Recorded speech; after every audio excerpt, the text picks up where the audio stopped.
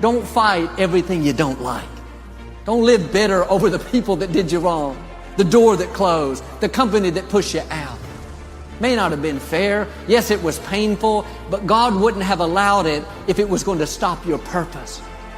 There are things that we're not going to understand all along the way. You have to trust that God knows what He's doing, that He's working out His plan for your life.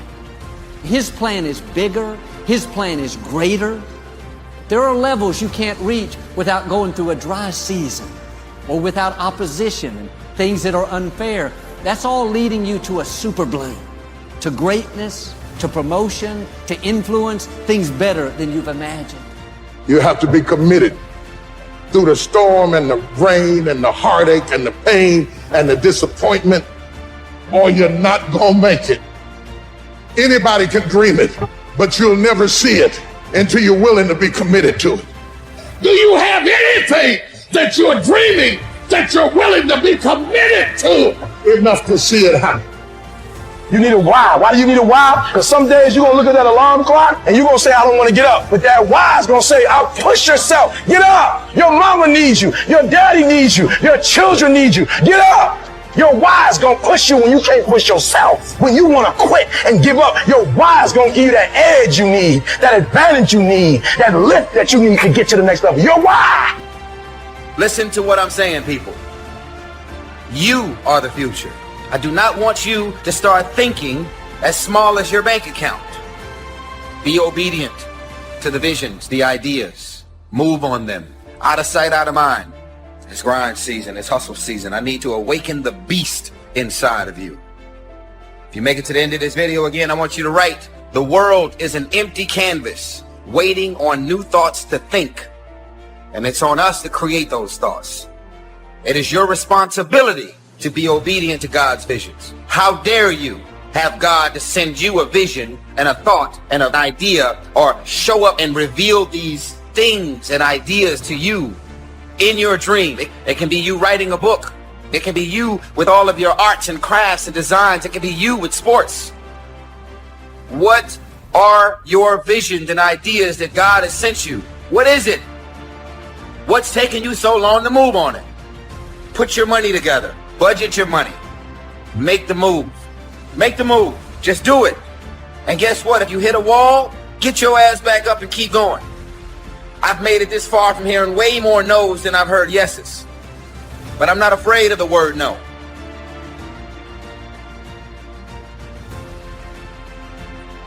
Write the vision and make it plain, so that he who reads it will run to it. And even though it tarry, that means take a long time, wait for it, for surely it will come at an appointed time.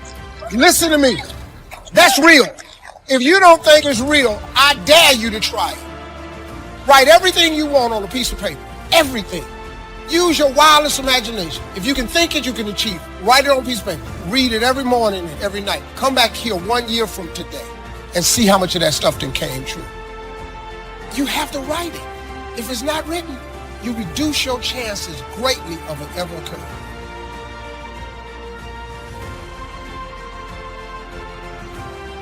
Nobody's going to come knocking at your door with opportunities. You got to create them. Out of sight, out of mind. We talked about this before. Out of sight, out of mind. No one will ever have you in mind for anything unless you have yourself in mind for it. Get on people's radars. That's it. Got to interact, socialize, get around the right people. Out of sight, out of mind, people. I can't tell y'all enough. What is the plan? Any man with no plan shall perish. What is the idea? What is the vision? What is it? What's happening? What's going on in your mind that the world needs to experience?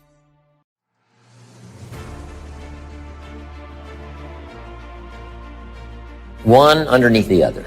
Just let your dreams run free here. Not what you think you can get, but what you want. If everything fell into place and you could have whatever you wanted the next 10 years, what would that be? Little things, major things, insignificant things, doesn't matter. Just make the list. I gotta tell y'all something. The real reality is this. When you decide what you want to do for your life and your career, when God sends you a vision, a bold vision and confirmation around that book you were supposed to write, anything, It's going to be your family and friends and loved ones to be the first ones to try and talk you out of greatness. Because why? They were never sent that vision. They were never sent that idea. They were never sent that concept. As a matter of fact, if you try and explain it, they're still not going to get it. Because you see the invisible. You see what's not there. Only those that can see the invisible can do the impossible. You have to be able to see what's not there in order to pull off the impossible. Be clear in your mind in what you intend to achieve. Know what you are going to do. That doesn't seem like too much to ask. But how often do we see people going through their lives without knowing what they are trying to do, without having any intent, without having a clear mission? I'm talking on an individual level. As a person, people go through their lives without knowing what it is they want to do, what they want to accomplish. Know what your mission is. Know what your intent, as the commander of your life, know what your intent is, and then fight with everything you've got to win.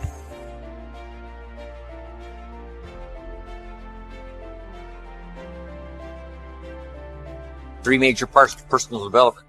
Number one is physical part. Part of success is physical. Some people don't do well because they don't feel well. One of the first things to go to work on with intensive effort, and that's your own good health. Because a lot of things come from that. You know, the future possibilities could be greatly diminished by being lazy in producing maximum health. If you'll take care of that as a support system, you can't believe what else is possible. You can't believe what the mind can think of. You can't believe your imagination and your faith and your ability to say, hey, I'll go to work and produce the muscle to do the deal. Why? I'm healthy. I'm vigorous. I'm vital. I'm not out of breath. But sometimes, you know, when all these ideas and stuff comes and, you know, you're a little bit too weak to even attempt, you say, oh, I'm not sure I can do that. The doubts sometimes are more physical than they are mental. You haven't got the vitality to believe it's possible. But if you've got the vitality and the strength and you've got the health to do it, I'm telling you, ideas seem to love to be invested in healthy people that have got the ability and the ambition to pull it off. They got the health to do it. They got the strength to do it. So why not start with the health and see if your own vitality would inspire you to more imagination? Because now when you imagine, you can pull it off. But if you can't pull it off, you know, why imagine? The imagination says, why to go to work and spin all of these goals and stuff when the body isn't ready to produce? So start with physical. It's very important. Now here's some good ideas. There's scripture that says this: treat your body like a temple. Excellent phrase. A temple meaning something you take extremely good care of. Treat your body like a temple, not a woodshed. Here's why. The body and the mind work together. The body and the physical and the health is a support system for the mental that can dream, that can think, that can ponder, that can wonder, that can design, that can believe, that can have the spirit and all that's possible in terms of emotional content. But now, since the mind and the body work together, you got to take care of the body as a support system. One wise man said sometimes the spirit is willing, but the body is weak. See, that's a sad combination, a willing spirit and a weak body. Sad. You wake up in the morning, right? The mind says, let's go get him. The body says, I can't even get out of bed. So have a talk with yourself and say, this is the last time I'm going to be out of breath. This is the last time I will lack the vitality to pull off my dreams. Because sure, the dream factory will shut down if you haven't got the vitality and the energy and the health to pull it off. So start taking care. Now here's the key to be conscious of self, but not self-conscious. You just got to take care of it. You don't have to be a fanatic. It doesn't take 8 hours a day pushing weights to have relative good health. Just do the simple stuff, the exercise and the nutrition and the health and this. Just do the stuff. You know, for normal pulling off with vitality, the dreams that you want, just a simple little plan will do. Now also part of the physical is the outside as well as the inside. Interesting phrase written. It says, God looks on the inside, people look on the outside. So you got to take care of both. The inside for God and the outside for people. What's the old phrase? You never have a second chance to make a first impression.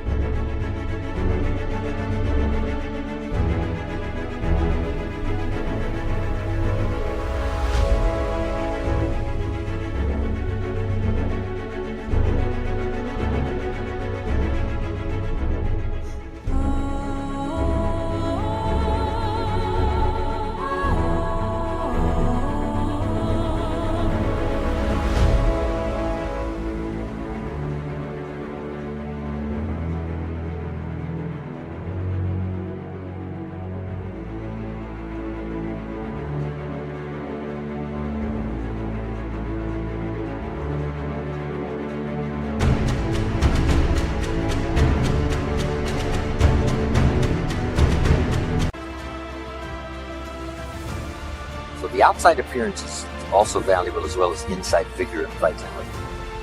Somebody says, well, people shouldn't judge you by your appearance. Let me give you a clue. They do. You can't bypass that. Now, of course, when people get to know you, they'll judge you by more than just how you appear. But physical, outside, inside. Here's what's good advice. Make sure the outside is an excellent reflection of the inside.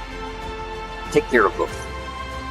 So first, in personal development, on these three parts is physical. Here's the second, spiritual. I am a believer that humans are a special creation. I don't ask other people to adopt my belief, but I simply am. That humans are unique among all life forms. We're affected by how we feel, attitude. This is the emotional part. We need the intellectual part to set sail. So as the winds blow, we can still get where we want to go. Redefine, keep strengthening our psychological and philosophical guidance system. But now we're also affected by the emotions. That's the power. 4 things to consider on attitude and how you feel. Here's number 1. It's how you feel about the past. Past experience, even past losses, past failures, as well as successes. To review it and go back over it, see where you went wrong, correct that, invest that now in the future.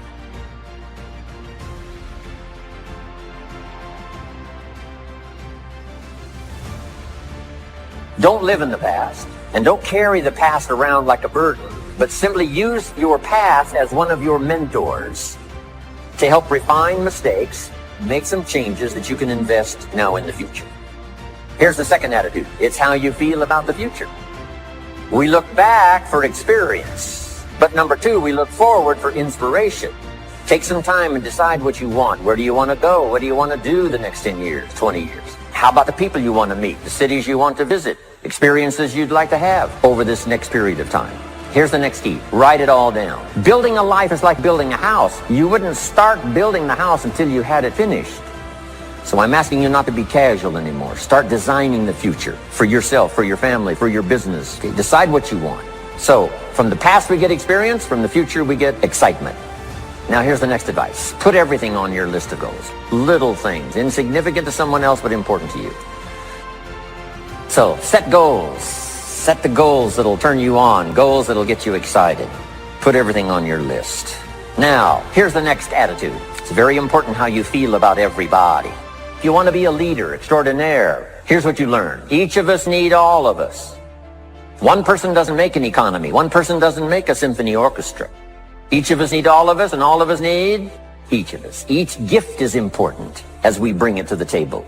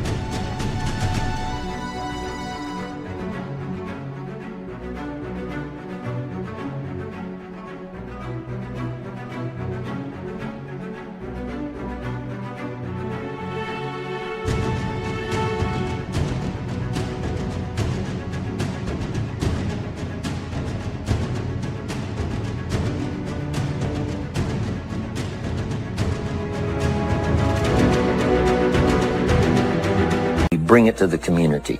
Now here's the last one on attitude. It's how you feel about yourself. Nothing more powerful than self-confidence to start multiplying your income by 2, by 3, by 5, by 10. It comes from self-esteem. Doing the things you know you should do, and at the end of this day, your self-esteem is soaring and high. 3 key words. Remember these words? Here they are. Study, practice, and teach. If you are a believer in whatever religion or whatever spiritual part of your program, these are 3 excellent words. Study, practice, teach. Don't neglect your studies on your own spirituality, whatever its origin, whatever your beliefs. Then practice. Put it into practice so that, number 1, you become a good role model, first for your children. Then teach. Pass it on. You got to pass it on to the next generation and the next generation. What if the next generation gets a little weaker and the next generation gets a little weaker? Now the family foundation is starting to be weakened, which now weakens the nation because the nation is built up of strong family foundations. Now here's the third part. First is physical, second is spiritual, third is mental. Some key phrases on the mental part. First, the mind must be nourished. Food for thought. Bread for the head. Yes, you need a slice of toast in the morning, right, for your body, but you need a slice of cassette you put in the car system and listen. Let something feed your mind. Here's what I teach in one of the other seminars on the mind, and that is stand guard at the door of your mind. Don't just listen to anything and everything. Make sure that you're your own best filter of what goes into your mental factory and spins out the fabric of your life and future. Stand guard at the door of your mind. Spend time. Be a selective listener. But you got to have a good diet, a good mental diet. When you walk into a home and walk into the pantry of the kitchen, you take a look. What's in this? This family's either going to be healthy or it isn't going to be healthy. And a lot depends on what's in the cupboard. What you bring home, right, from the grocery store that you feast on for the body. Now here's what's important. A proper menu for the mind to make sure that it's got a wide range of nourishment. Because the mind needs the full education. The education of the dangers of life as well as the possibilities of life. Life consists of really two major things. One is avoiding the dangers and taking advantage of the opportunities. That's what life is all about. Avoiding the dangers and taking advantage of the opportunities. Now, by education, you've got to be able to see both, where somebody points out to you, these are the dangers, these are the possibilities. And if you keep refining your ability to see the dangers, to avoid as many as possible, and to see as many opportunities as possible, and to maximize those as you go and refine and go produce and refine, now that starts to develop the foundation for what we call a good life, a productive life, a fulfilled life. And we need this mental input so that you'll have mental food to feast on long after the lights are out and we've left the premises. Now, we also need mental exercise. We talked about debate earlier. That's good mental exercise. Is it or isn't it? Here's what's important. To debate with yourself. To look at both sides of the issue. You must be a student of tragedy as well as triumph. You must be a student of ill as well as good. Ideas. Learning to debate with yourself. What's good, what's bad, what's good for you, what isn't good for you. Keep your mind vigorous. Study evil as well as good. You need a good library. And in this library, you need all kinds of diversity. You need a book on Gandhi and you need a book on Hitler. Gandhi to show you how high and lofty someone's ambitions that are noble can go, and the other one to show you how despicable and low someone can sink in terms of pure evil embodied in a human. Don't be afraid of the debate. Don't be afraid of the health debate. Don't be afraid of the religious debate, the spiritual debate. Don't be afraid of something you believe in to be challenged, because that's where the vigor and the flourishing of something is. It survives the debate. If it survives the debate, it's a pretty good idea. Okay, mental exercises. So, feed the mind, debate, exercise, a continual diet. You can't go too long in between the classes and the schools and the seminars and the sermons where things are being taught of value. Here's what else is important. You got to go to everything you can afford. Have a good plan, weekly plan, monthly plan to go to a variety of things. Go to a variety of things. Go to a variety of things. And don't miss the chance. Even if you're involved in a certain company and they say, we're going to have a training class. You say, I've been to one of those. I'm asked, you got to go again and you got to go again. You can't get it all the first time. When they call a little training class, make sure you're there. Here's why. Some of them are going to be life-changing. And you don't know which experience is going to be life-changing. You can't pick the one. You just got to go, go, go, go. One is life-changing. You go again, you go again, you go again. Another one is life-changing. For the people that were there, somebody that you met, something that you heard, and that one was just perfect. The atmosphere was right, the crowd was right, and everything was right, and you'll never be the same again. And you don't know which one that's going to be. That's why you've got to pursue. Go often. Have a good plan for the search of knowledge and ideas that can inspire to the best of your potential. If you make it to the end of this video, I want you to write this. The world is an empty canvas waiting on new thoughts to think. And it's on us, creative visionaries. It's on us to create those thoughts. You pop up with the vision and the idea, and everybody monkey see, monkey do. They all fall in line. They want to do exactly what you did. What is that vision? What is that idea that you're sitting on? What is that dream that showed up to you and only you? You have to have everything you want written.